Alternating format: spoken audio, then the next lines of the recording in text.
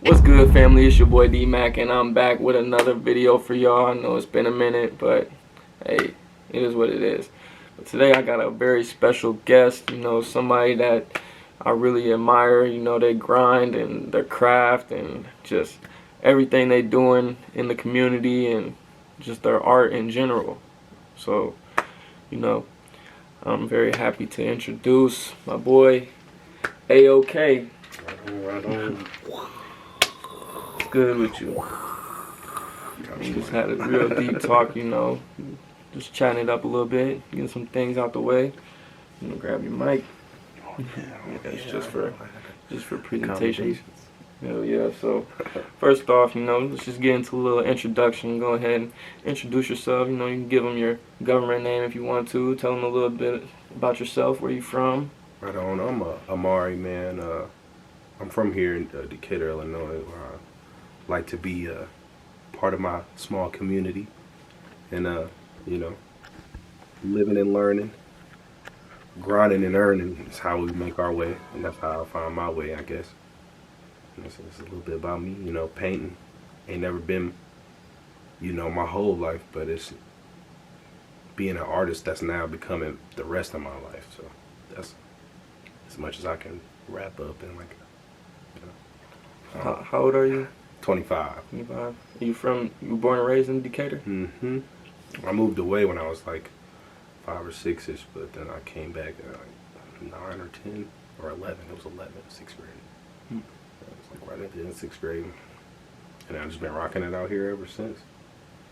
Let's take it back to the beginning, like growing up, like so you're a painter now, so like what would you say like was your first interaction with art, like growing up? Like what was your first, like how was you first introduced to art as a kid or a child growing up? I say that it was actually when I actually first got in trouble. It was like my first real time being grounded, and everybody left the house, and I was looking for something to do because my mom back then, like, TV still had the butt on the back of them. Right. And she took the cord out of it and was like, nobody watching TV. And I found this notebook, and it was my mom's taxes and like how she kept her receipts and how she did her numbers and part of her math book. But in the back of it, my mom had these doodles, and I tried to replicate those doodles, and I think it just it always just followed its way back, and somehow every moment of peace, it's always doodling, and then it just grew from there. Talk about like how you began to like develop your passion for the art, or like when exactly, like, did you feel like as a kid you felt like it was something you wanted to do growing up, or were you more into like the sports category, or were you into more of one thing than the other, or like how did you view it coming up? So I was definitely a rebel, and then my rebel period ended up leading me to the military because I think I needed straightening out. And once I got to the military, that doodling kind of brought itself back, and they gave us this thing called the military blue book, where it had like all our standards and practices and everything. And I literally, over every word was in there, I doodled over it. I doodled over it and doodled on every page. And I still got the book to this day because I want to frame it one day. But like, yeah, it was just a thing. And then I came home and kind of realized that it was like a path that I didn't really take serious, and I needed to kind of go down blindly and kind of let it lead me somewhere. Like give it more of a try, or like just like a not necessarily like full-fledged like give it my all, but I definitely told myself that I needed to consider giving it my heart, giving it that second look, and giving it that reach that I wasn't necessarily giving it with the doodles. Because with doodling, just rip out a page and start over, or whatever is serious. Sometimes it can go from negative thoughts to positive thoughts to funny. But with art, you kind of just want to put yourself into it and give yourself an image, or create something that you want to tell somebody else. And I told myself that that's what I wanted to do, at least one hard time. So that was after high school? Yeah, oh yeah, it was about, I want to say I was 20. So like, was there like, what were like Was there any like major inspirations that like drove you to love art? Like, was music like an outlet to give you like a passion for art, or was there any other like external inspirations that like kind of made you want to get into it more, or like that drove you towards it?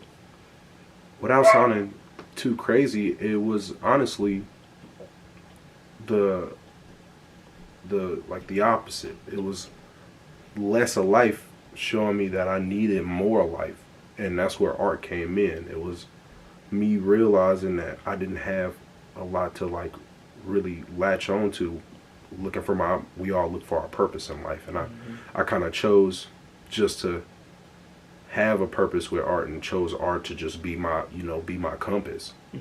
And that's just what it was. I told myself that I get my inspiration from everything around me, but like to this day, like I only know like two main artists. Like I didn't really research it. I just wanted to just be myself. Like I still never even been to the Chicago Art Institute, and that's like something I told myself to do.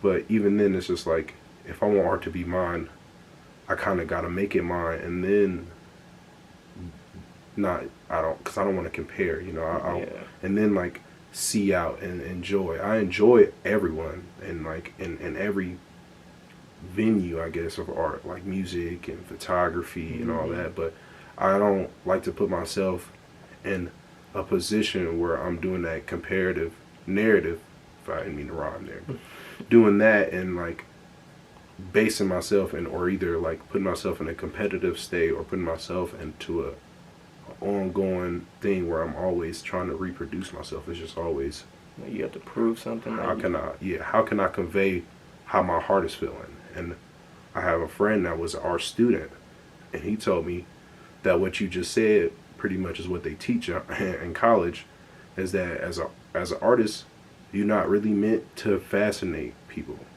You meant to document your life in the time period you lived in. We like art is even not even just painting, but photography or music. You're documenting the time period. You are a historian to your era, and how they perceive your art is how they perceive where you came from and what was going on at the time. And that's kind of like a big thing for me. So still to this day, like, you're not really up on too many artists, like. I mean, Instagram is flushed, so it's like I'm gonna see it all, and especially for me with content and how they like relate content, I see a lot of artists, and I know a lot of artists, especially a lot of my local homeboys that's around here.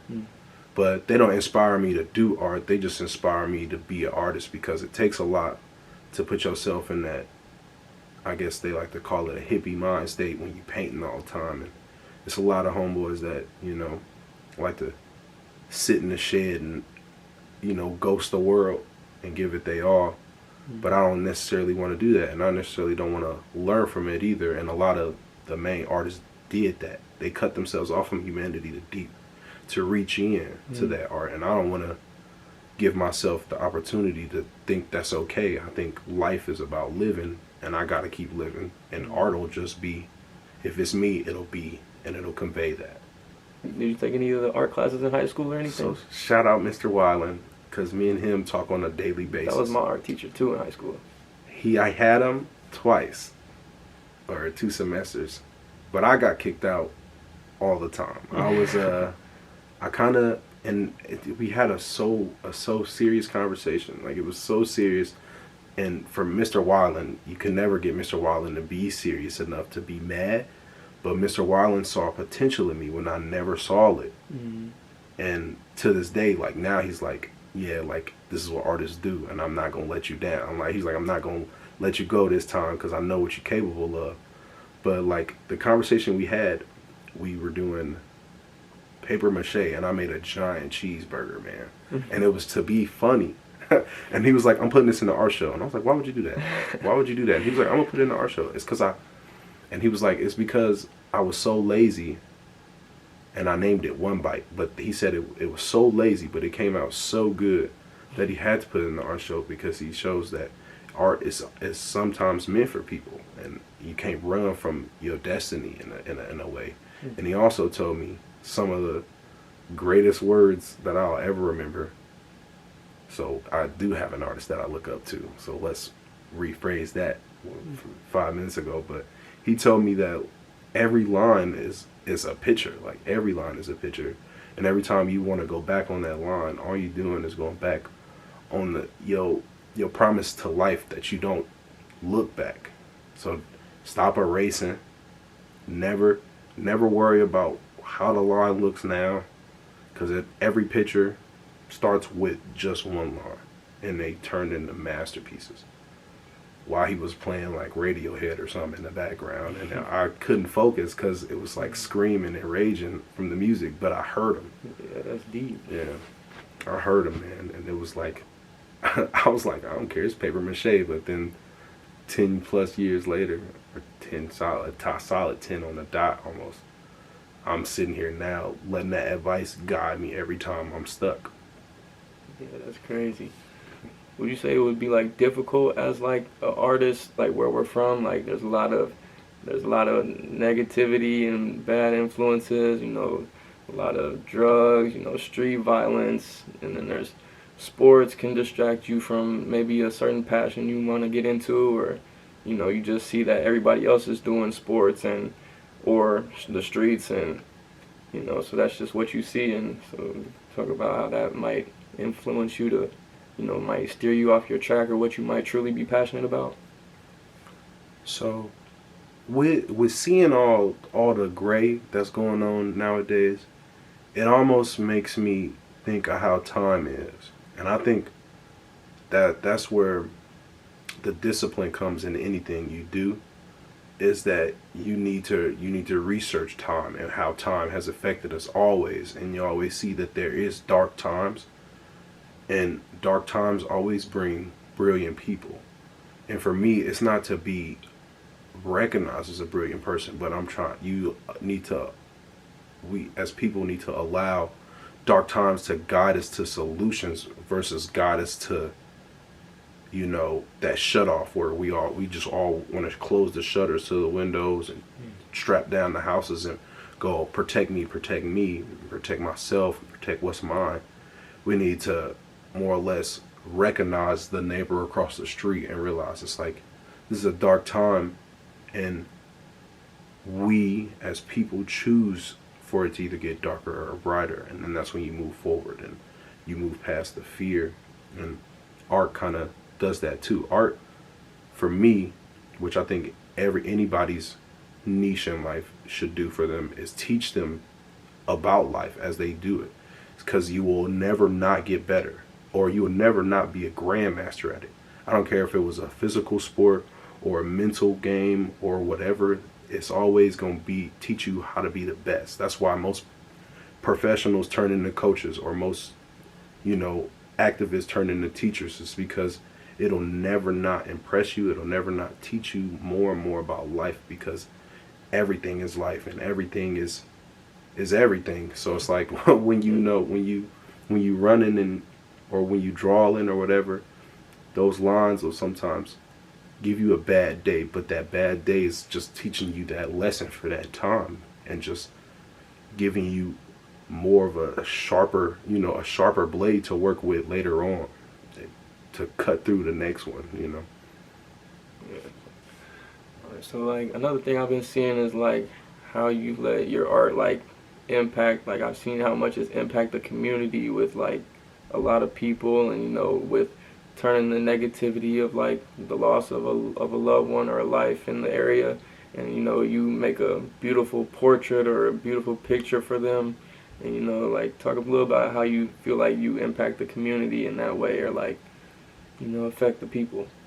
I'm probably getting good at these interviews because I felt that question coming, and it's oddly coincidental that the interview happened today, because 2 years ago I lost my brother, and I needed to advocate for him, because, you know, everybody's got everybody, and when you lose somebody, you expect everybody to stop what they're doing. Mm-hmm. And then I realized, because the day my brother was lost, somebody else's was lost. I don't know if you remember that, but it's a situation where a couple of people lost them lives on a Saturday here in town, and it wasn't even the same occasions, but it was the same situations. And I realized that like your problems ain't big, but your problems ain't small either. They're real problems, but you got to make the solution big enough for everybody to be under that umbrella. And I started painting. I painted my brother to help my dad, but I also wanted to paint the young man that died for his mom. And I saw it as a way to just be like, because I saw the darkness that took over me when I lost. So I was like, you know, nobody else deserves that, you know. And I didn't want to come off like a Facebooker or an Instagram junkie, just sharing and liking and saying I'm sorry for your loss and being another word in the ear. I wanted to be a flashing light, the lighthouse, you know, guiding somebody back to shore, because you can get lost like that. And it kind of was just a thing, and I didn't try to make it a thing to where I was always doing it, but we lost a lot of lives in the last couple of years, and a lot of ones that impacted, and a lot of ones that was special to this community specifically. So I just wanted to keep it up, just to show that you don't do for me that I did for you. You do for what I do for you, you do to the next. You know, it's not always reciprocation between partnerships, but it's a lesson learned that you can teach another. Yeah, that you can spread. Like a virus, to where it's now, if I give you $1, don't give me the dollar back. Give the next person that needs $1. So now we've all touched that dollar. Or, you know, if I pick you up, you pick the next one up. So now we all have somebody that we can see, and we don't just depend on one direction, because, you know, life shows us that if you cut yourself off, that's exactly what you do. You just cut your resources off, and you either have just one thing to depend on, and when that thing doesn't show up, then you choose to cut that off. But you realize that you can depend on the network of life. Life gives you a plentiful bounty to live off of, and you just have to see it, you know. Yeah, definitely. Yeah, that hits deep, especially when it's home, and you know, it's a special place you care about. You grow up here, so being able to impact that many lives in the way that you do, and you know, it can really uplift somebody. Like, he just gifted me this portrait today, and I freaking love it. Like, it's just beautiful.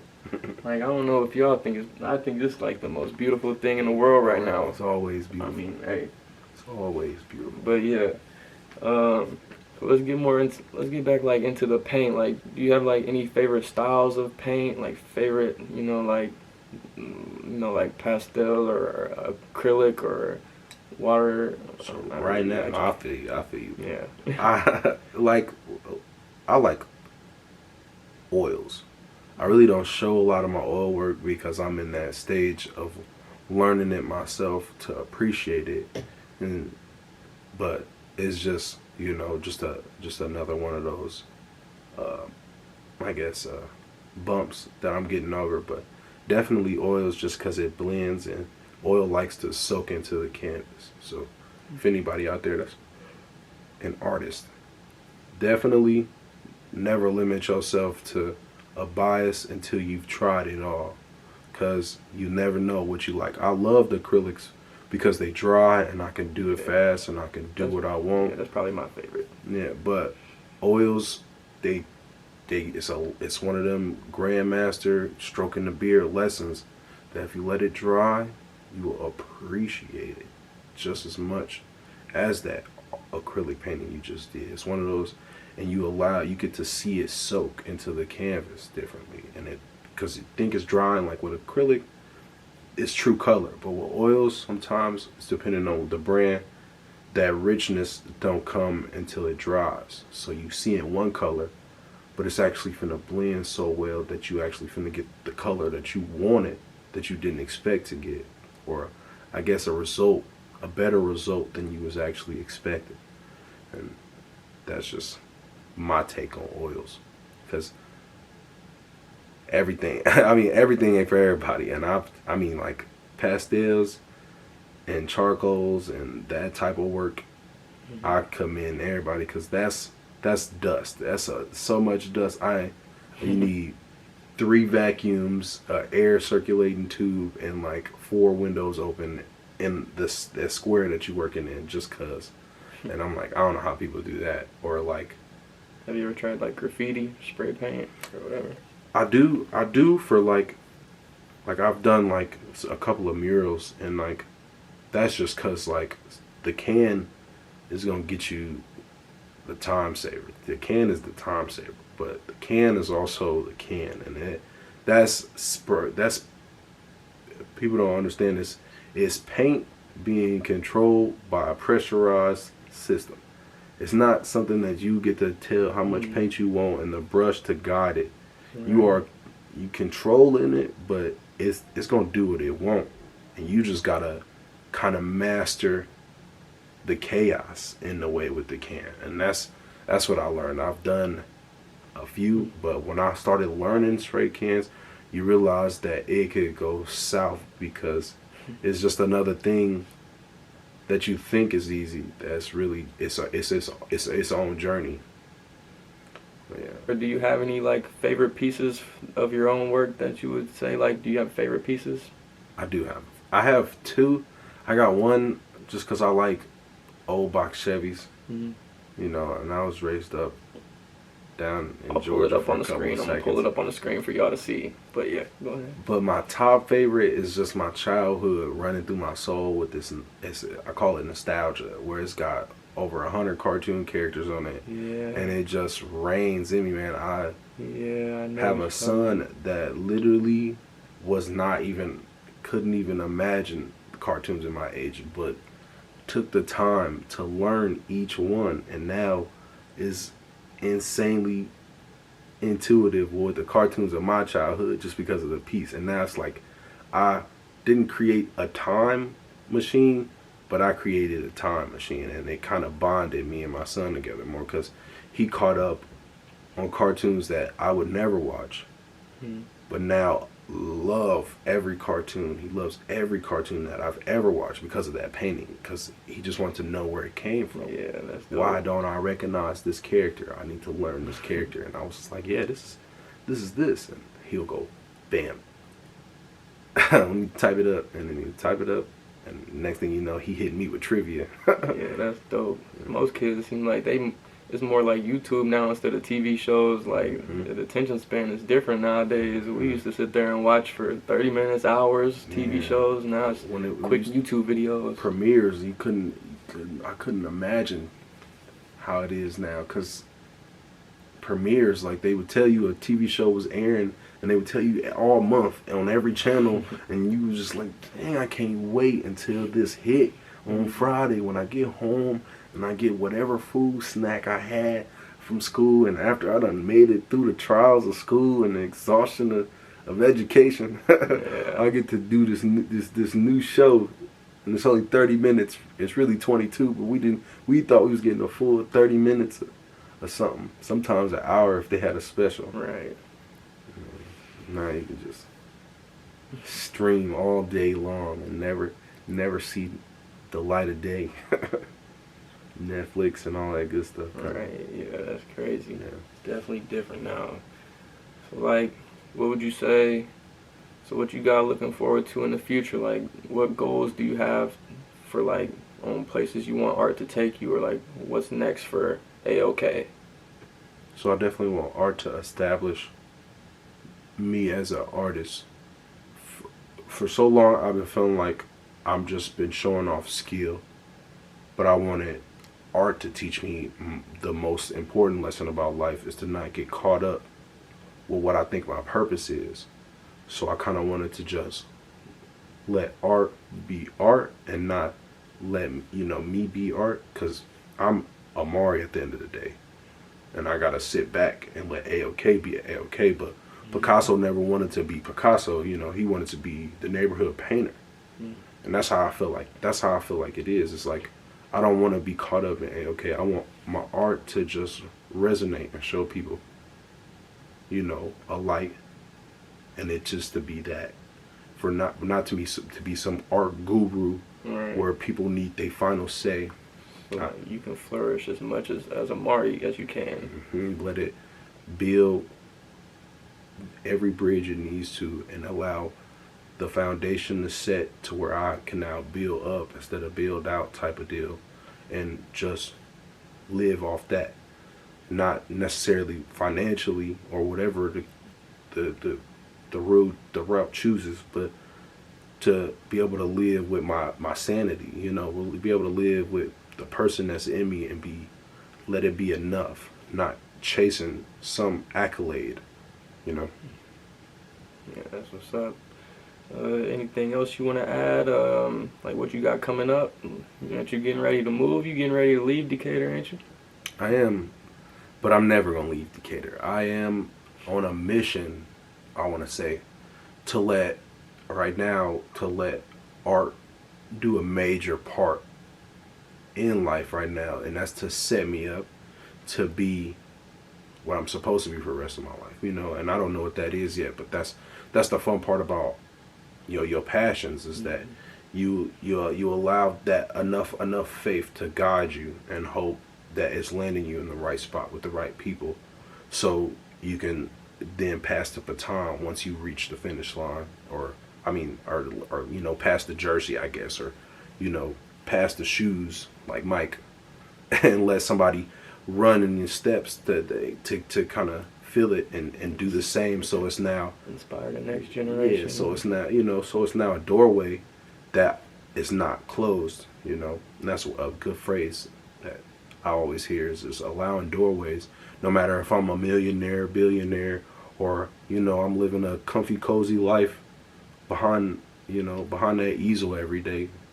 Whatever way happens, it's still a door that somebody else doesn't have to worry about beating down. It's now open, and they see it for what it is. Yeah. So, you want to plug your social medias, or let them know where they can find you at? It's easy. It's A-OK. And the Parking Lot Gallery. The Parking Lot Gallery, and I want to stress this too, just because I've never said it on camera, but the Parking Lot Gallery is not what you think. It's a place not for just artists. It's just a place where you can come from and still be extravagant. It's the Parking Lot Gallery because no matter where you go, the first place you hit is the parking lot. So sometimes that's the first place you get to start. And that's where you go from there. That's interesting. That's a good take. I ain't never thought of that. Like, another question I got, how did you come up with A-OK? It's the first letter of my name and the last two letters of my name. Amari Cook. It works though. It does, but it's because, and I'm going to tell you this, it's not, no credit to me, credit to my wife. She was like, hey, do you write your name out on your paintings? And I was like, I don't put anything. And she was like, you should.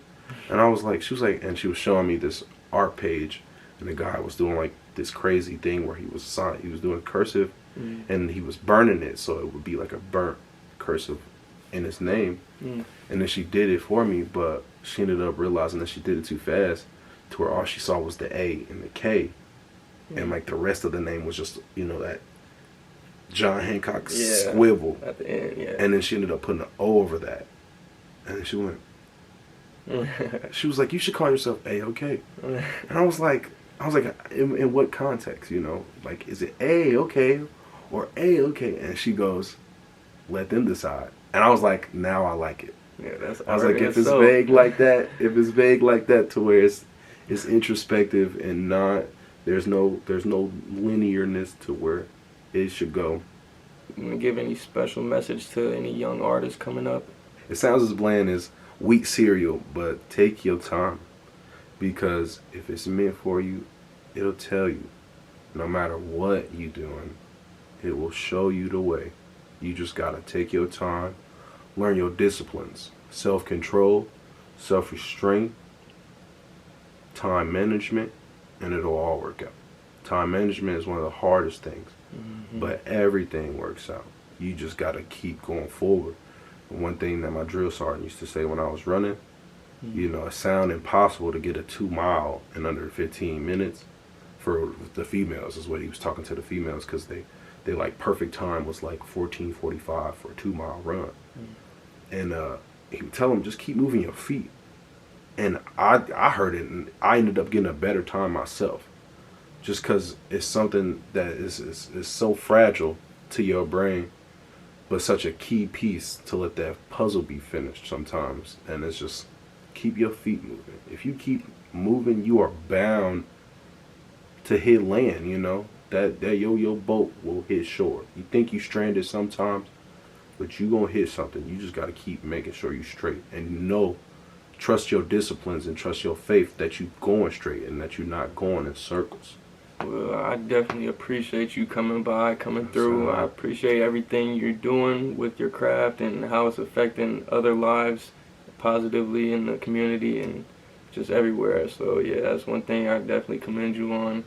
And yeah, bro, I do appreciate you letting me be on this camera. You know, I know I got a lot of trying to be articulate as possible, but I do appreciate being on the camera because it's one of those things that I'm learning about life. It's just not being scared. I'm gonna be exactly who I am when the camera gets off versus when I am. So if I'm being that and you allow me to be on your camera, I mean I'm in the right direction too. So it's definitely appreciated this way, and it's mad flattering. Like, you know, as you know, from where we come from, to be flattered by just that type of love is another type of love that we should all experience one time. Yeah, I mean, you definitely inspire me. I mean, oh, what the fuck? Yeah, you definitely inspire me because I ain't even been on the YouTube scene in a while, but you know, I'm like, bro, like I gotta interview this dude. I gotta pick his brain a little bit, see what he's about. You know, get a little of his energy, because you know, I just like to dive into people's lives that I see are, you know, doing what they love and doing what they are passionate about, not being scared or letting society like throw them off track or make them back away from what they might truly want to do with all the distractions out here. So yeah, definitely inspiring, and yeah, it drives me to be better. So yeah, bro, appreciate you. I hope everything works out for you. Yes, sir. With Georgia and, you know, the move, and hopefully I can bring something back. For sure. That's what the goal is to bring something back. Because you never forget where you come from. Definitely. Everybody starts somewhere. The time is now. Thank y'all for tuning in. Love y'all. Stay tuned for more videos. It's your boy D-Mac. We out.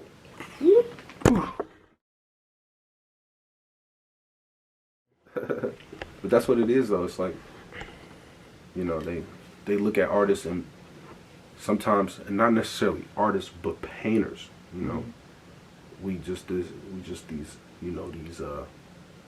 relics, I guess, like of the art like world, overlooked in society. Yeah, we kind of, and it's like the fact that like we live in this age of technology that painters become relics. If you're not already like this grandmaster, you know, sitting down, you know, with the white robe on, teaching everybody to, you know, Mr. Miyagi, that your art, you know, you kind of just backpedaling everything that's already been done, and you either smothered in paint, or you know, or you drowning in it, or whatever the case may be. And it's like some of us studied the game enough to try to manipulate it in our favor, and it's cruel to manipulate something, because with art, it's not mine. You know what I'm saying? I don't like people telling me, you know, what am I doing with it, because it's not mine. I just gotta keep doing it because it's not mine. I gotta give it off. If I can't literally give something to you, I'm giving you something. Like, you seeing me do something, so I'm giving you something. It's hitting your heart and letting you know that you need to be doing what you need to be doing. And that's the giving part, because it ain't mine to begin with, and it's not gonna be mine in the end. Right. And all I'm doing is using my light to, you know, light another light. And it's like that. It's like, show what you made of when you get the opportunities, because you never know. You never know who's gonna see this. You never know who wants to see it, and they want to know, as an artist, that that's how they feel. You know, that they can have a face that can represent it. You know, for those people that don't like to be in front of a camera. Yeah, it's like you never know where things can take you.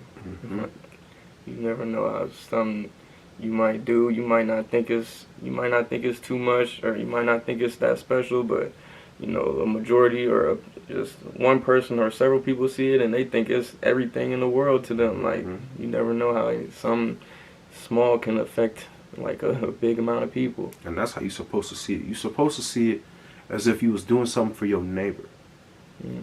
That's all it is. It's if I'm doing something for one person, it can be applied to the world. The same with the mentality of a billionaire. If you can make $1 off of whatever idea you got, you can make $1 million. Because all it takes is a dream. All it takes is a moment. All it takes is a sense, a sixth sense to kick in and go, this is what is happening, or is happening, or I want this to happen. Almost like a hit song. I want this to happen, so it's gonna happen. Yeah. And every opportunity gives you a better chance at doing it. You just gotta create them opportunities. You like a big believer in manifestation? Yes, I say, not only am I a believer in manifestation, but it's like I read the book on laws, but like manifestation goes, it goes so deeper than just like laws of attraction and laws of, of a concern and laws of like medium powers and all that. It's all one. I like to think of life as light, and it's just it. It's whatever category you want it to be in, and it's either going to grow or shrink. But that doesn't mean it's going away. You know what I'm saying? It's just getting further away from you or getting closer to you. And that's how life is. Things in your life either get further away or closer to you. And that just means you either doing what you want to do and you're doing what you should be doing, or you're not. And that's just, and that's just what it is. It's like, do you want the light or do you not? Are you okay with the darkness? Because everybody wants light. No matter what you believe in, light is just what you believe in. So life, and whatever life you choose, is what you believe in. You could be, one of them, whatever, Satanists or whatever. But if you believe in that, that's your light. And if it gets you closer to it, that's what puts you in positions to discipline yourself and or educate yourself, or just ratify your sense to it. Just give it your all. And that's how you get closer to it. And the more you choose not to, the further that light gets away. And that's what it is. For me, I had to make it linear that way so I could see, see what I'm doing. See what am I doing to get closer to it, or what am I doing to get away. Because it's easier for you to choose what's right and what's wrong, because you know what consequences are. Or the lack of the lack of. And it's either that. It's not, life ain't so black and white, but it can be if you choose, a directive. And we all try to make it complicated, and excuses ride in, and we excuse this but not excuse that, and hypocriticism and all that good stuff like to play in. But it's like, whatever. What do you choose? What do you like? What do you want? Go towards that, and everything about it will show you what you need to do. Right. It's like a simple beauty of life. Like, people just make everything complicated. Yeah.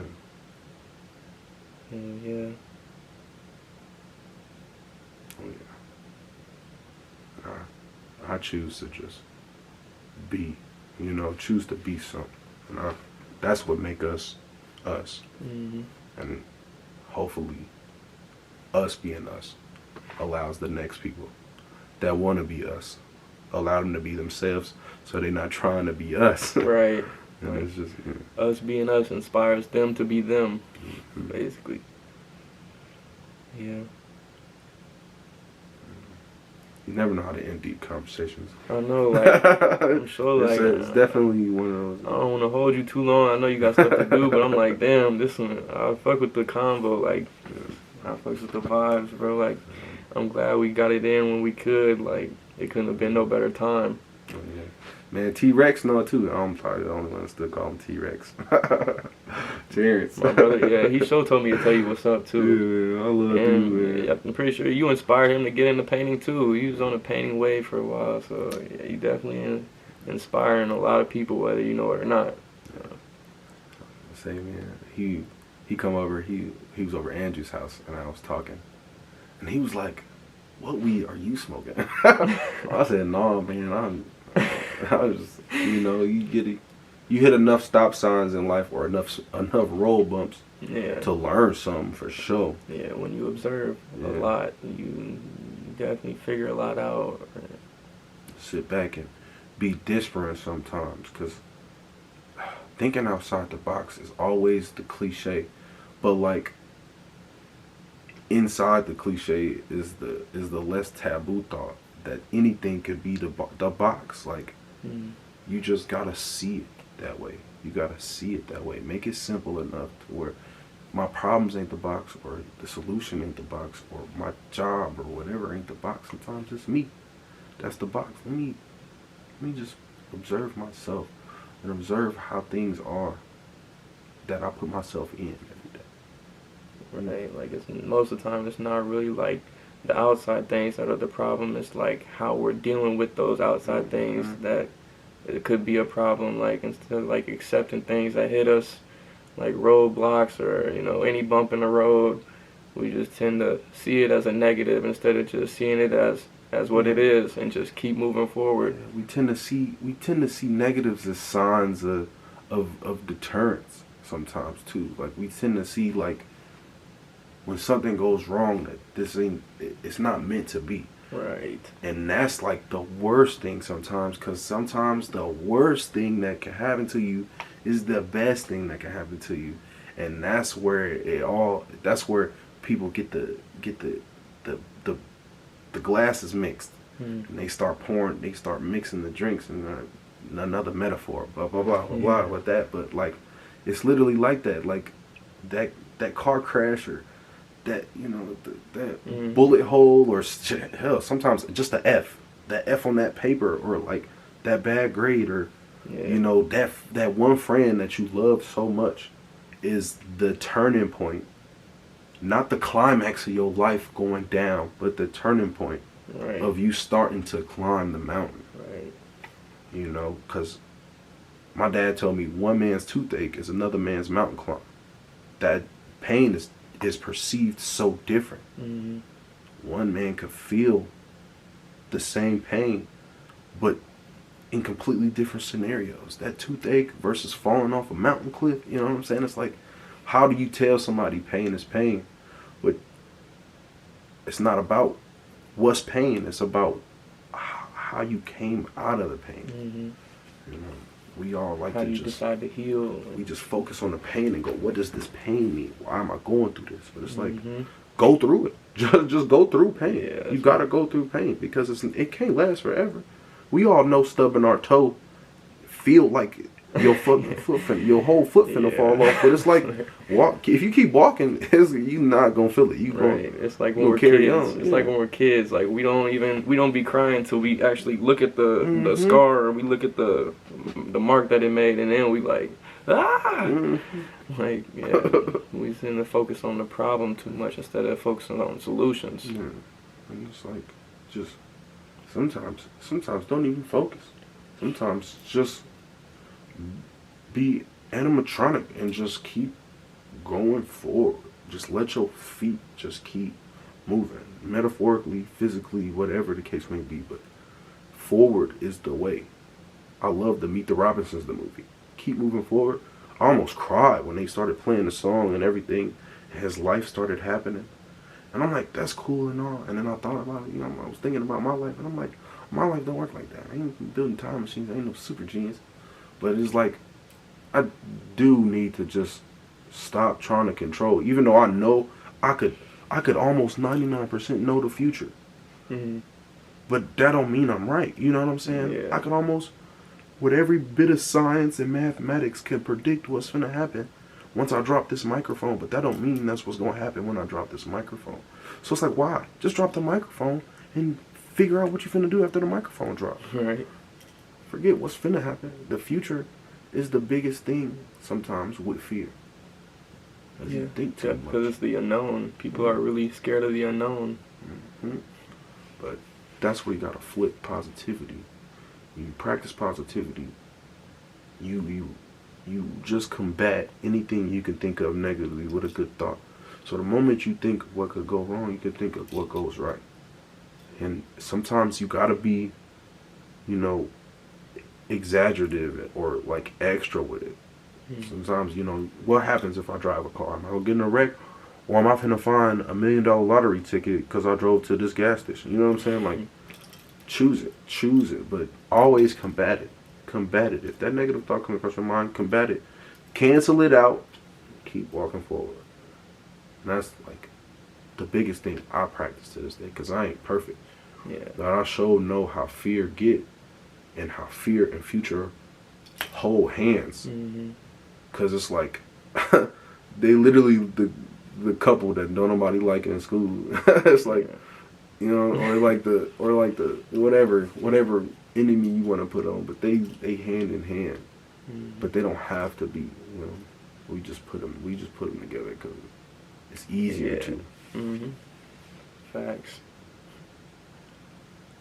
Definitely. You know, sometimes I swear I feel like I'm talking too much, because the moment I stop, I'm like, should I keep talking? Then I'm like, no, you just been talking. Right. I don't even care. It's like, even I'm probably just gonna rewatch some of this just to give myself my own advice, or like rethink on things in a different perspective myself beyond the video. So it's like, yeah, there's a lot of gems, and I know it's a lot of gems that's recorded right now, so I know it's like, I'm all for it. Sure. Yeah, I'm just breathing at this point now. I'm cool. That's what you're supposed to do. Breathe in. And that's another thing too. That's why, even though I know, like, my dad, I wasn't destined to be a ball player. That like life and like art showed me how important it is to be in physical shape. Like your life will show you what's important. Whatever your passion is will show you what's important. Because I will stand there and paint and realize that I'm aching too soon. Fatigue. I'm like, why am I hitting fatigue? And I just started painting like 10 minutes ago. I'm like, yo, bro, hit the gym. Hit the gym. And then I get in the gym and then I'm running and then I get that oxygen high. And I'm like, bro, life, what'd you say earlier, has that balance. Yeah. Where it's like, yo, sometimes we confuse balance with just the passion. So it's like, what whatever my passion is, I need that balance of what I do and what I don't have. But it's a balance of life, and everything is everything. So whatever you think you got balancing over here, you need to balance everywhere else. Because if you got balance right here, it's not gonna last long if you're not balanced nowhere else. Right. You just found a good day. Right. That's all you did, is you just hit a good day. Right. But it's just in one particular aspect. It's people that master life because they balance. They don't got to be millionaires. But they master life because they balance what's in here, they body, and they also mind, body, you know what I'm saying? Yeah, and they just take the time to learn themselves enough to know what balance is, and that's the soul part. That's the little. I think them the little dots in the yin and yang, because the yang don't gotta be the bad, but it could just be what you don't like, but you have to deal with. You know what I'm saying? And the yin is, or the white side is like what you love and what's your passion. And the little dots, the black inside the white is like, for me, it's like the fatigue or like the physique. I need to keep my body in shape. Even though I love what I'm doing, I still need to do things I don't like to maintain my creativity. And the black is like the body, but that little bit of white is, you know, my passion telling me like it's, at the end of it, it's worth it, because you know, they can't fit together without it, you know. Yeah. And like, you can't maintain. I can't maintain this forever if I don't see my body as my vessel. Right. And carrying me to do whatever I need to do. I'm just seeing my mind as being the artist. Just sit back and start eating chips, because you look at Bob Ross. I ain't watched no Bob Ross movies, but I've seen a Bob Ross like picture or like a couple Bob Ross videos on YouTube, and he don't look no type of fat, and he ain't never sat down. He always standing up painting, and I'm like, how did he go a whole hour? He was he recording shows every week standing up. I'm like, bro, I can't do that once a week. I need my stool. I definitely need my stool. Yeah. Even then, I'm thinking I'm growing a hunchback because I swear I'll be. Hell yeah. Definitely. Gotta get my damn alignment right. So, and that's another thing I learned too is like mobility, like how important mobility is. Cause like I tried to like put my army routine on top of like just cardio, and I realized that I loved it, but all I would do is build back up, and I'm like, bro, I don't want to be big. Like I don't want to be big. Like I just want to be healthy. Like I'm cool with being healthy. I do not need the muscles. I just got kids that I do not want to beat me in basketball until they earn it. They gotta earn that, you know what I'm saying? You gotta go through like, oh. And I'm like, just keep me straight, cause when I'm 55, I'm not finna be fighting nobody in no club. I know I need these giant arms. Like I don't need no giant arms. I just need to be healthy. But